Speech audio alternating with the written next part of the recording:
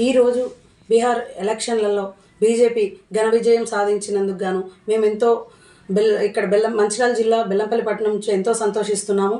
ఇక్కడ మేము బీజేపీ నాయకులుగా ఉంటున్నందుకు కూడా ఎంతో ఆనందంగా ఉంది. ఇక మీదట కూడా బీహార్లో కాదు, మొత్తం స్టేట్ మొత్తం బీజేపీ ఉంది.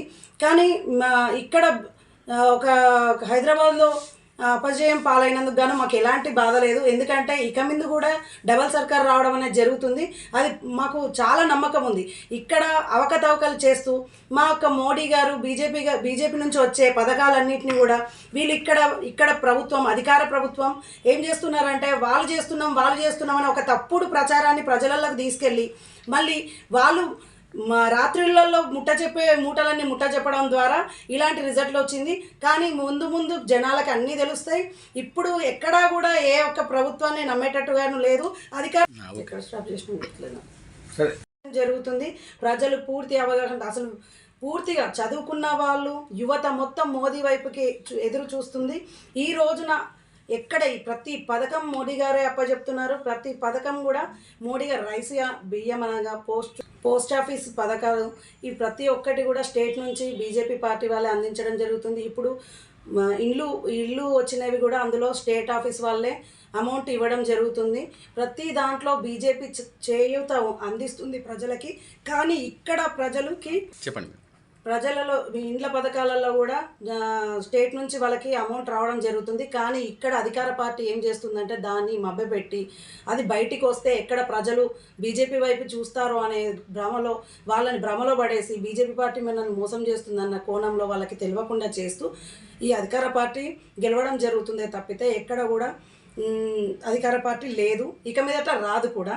ఇంతకుముందు కూడా ప్రజలు అధికార పార్టీకి మంచి గుణపాఠం చెప్పి వెలగొట్టడం జరిగింది. ఇప్పుడు వచ్చిన ఈ ప్రభుత్వం కూడా షార్ట్ పీరియడ్లో మొత్తం కూడా నాకు తెలిసి మొత్తం కూడా పరిపాలన జరగకపోవచ్చు. మొత్తం మధ్యలోనే ఈ ప్రభుత్వం పడిపోయే అవకాశాలు ఎక్కువ ఉన్నాయి. కాబట్టి మళ్ళీ తర్వాత కూడా బీజేపీ ప్రభుత్వం అందిస్తున్న ప్రతి పథకం చాలా అమూల్యమైనది. జిఎస్టీని తీసేశారు, ప్రజలలో ఇబ్బందులు పడుతున్నారనేసి జిఎస్టీ తీసేయడం జరిగింది.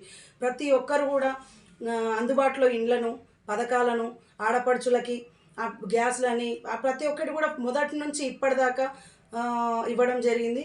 కాబట్టి ఖచ్చితంగా ఇక్కడ మన ప్రభుత్వం డబుల్ ఇంజన్ సర్కార్ రావడం జరుగుతుంది.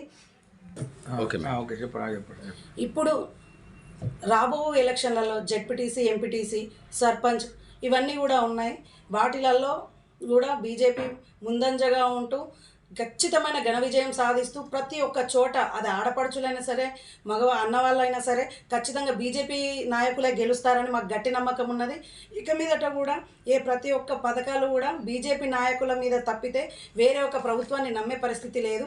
కాబట్టి ప్రజలకి మేము బీజేపీ పార్టీ డబుల్ ఇంజన్ సర్కార్ వచ్చిన తర్వాత ఇప్పుడు స్టేట్లోనే బీజేపీ ఉంటే ఇన్ని పథకాలను అందిస్తున్న ప్రభుత్వం డబుల్ ఇంజన్ సర్కార్ వచ్చిన తర్వాత ఎంత చేయూతనిస్తుంది అనేది ప్రజలకు తెలుసు. కాబట్టి ఈ యొక్క న్యాయం జరుగుతుంది అని తెలియజేస్తుంది. మోడీ ప్రభుత్వం ద్వారా మనకు రైల్వే స్టేషన్లు ఏర్పాటు చేయడం జరిగింది, రోడ్లు ఏర్పాటు చేయండి.